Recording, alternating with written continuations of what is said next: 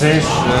ընտանիքին պատկանող մեքենան ընտրվեց, ինչ նորություն կա, ինչ քննչական գործողություններ են իրականացել։ Փայլակ ջան, այդ ընտանիքին պատկանող մեքենային, որ կինս է վարում, որ տեղափոխում է 3 անչափահաս երեխաներ, դպրոց, մանկապարտեզ եւ հաստատություններ,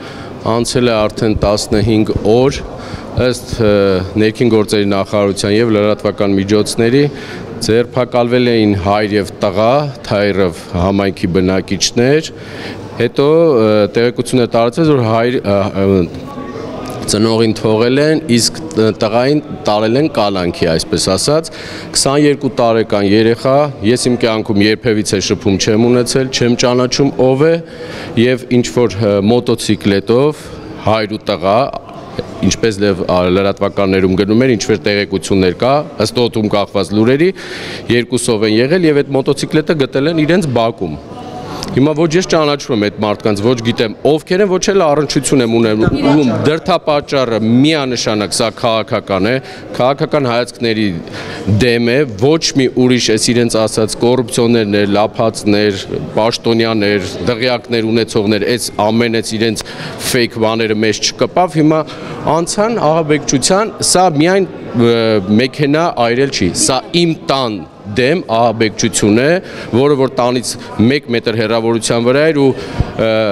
մեր հրշեջները ասում են, եթե չհասցնեք այդ 5 րոպեվա ընթացքում մարել այդ կրակը հարևանների օգնությամբ, այդ մեքենան էլեկտրական մեքենան ու դառնալի կորուստներ ունենալու մեր եւ հարևանների տները այրվելու են ու շատ վատ էր լինելու։ Ես արդեն նման բանը չգիտեմ, դա արդեն ոստիկանության տիրույթում է,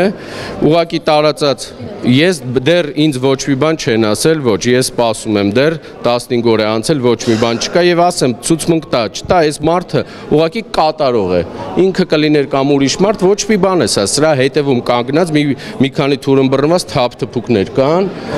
որոնք ես շատ կասկածներ ունեմ, ես դեռ լռում եմ, ժամանակը կգա, եթե այս իրավական պետության մեջ պատասխաններ չեն ստանա նման մարդիկ, նման թափթփուկները, պատասխանը կլի արդեն ուրիշ տիրույթում։ Դուք ոստիկանությանը ձեր կասկածների մասին հայտնել թե ում եք։ Ես ոչ մեկին ոչ մի բան չեմ հայտել, ես սպասում եմ ոստիկանության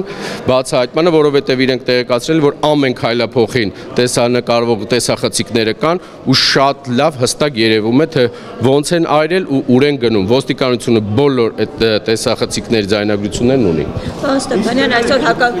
հակակոռուպցիոն կոմիտեն ներեք էլի լրագրողներ են էլի հաստատ։ Հակակոռուպցիոն կոմիտեն մտել է քաղաքապետարան 2 ձերբակալված։ Առավոտյան ժամը 9-ր մենք եկել ենք ավականու նիստի ժամանակ, հակակոռուպցիոն կոմիտեն մտավ այս առաջի մասնաշենք, Արգիշտի 1, հետո մի 5 րոպե ժամանակ կար, դուք ընդդեք, մի 5 րոպե զանգ եկավ իրենց, երևի շփոթել էին, գնացին այնդ, դե կապ չունի, պոզով պոչով կենթանին այստեղ Արգիշտի 1-ից ընդեղ, չէ, չգիտեմ ովքեր են, բայց հասարակական կարգի տարբեր վարչություններից մի քանի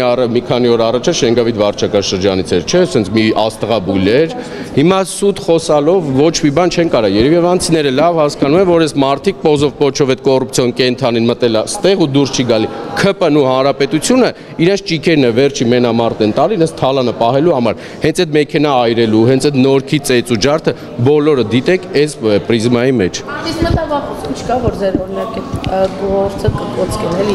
քաղաքական հրահանգ կլինի կամ մեղ պատիժ կտա։ Միանշանակ կա ու ես ձեզ ասեմ, ինչպես ժողովուրդն է ասում, կարող է այս մարդիկ քննեն, վերջում հասկանան, որ իրենց վրա են դուրս գալի, ծածկադմփոց անեն, մենք չենք թողնելու, հետաքրքիր զարգացումներ է սպասվում։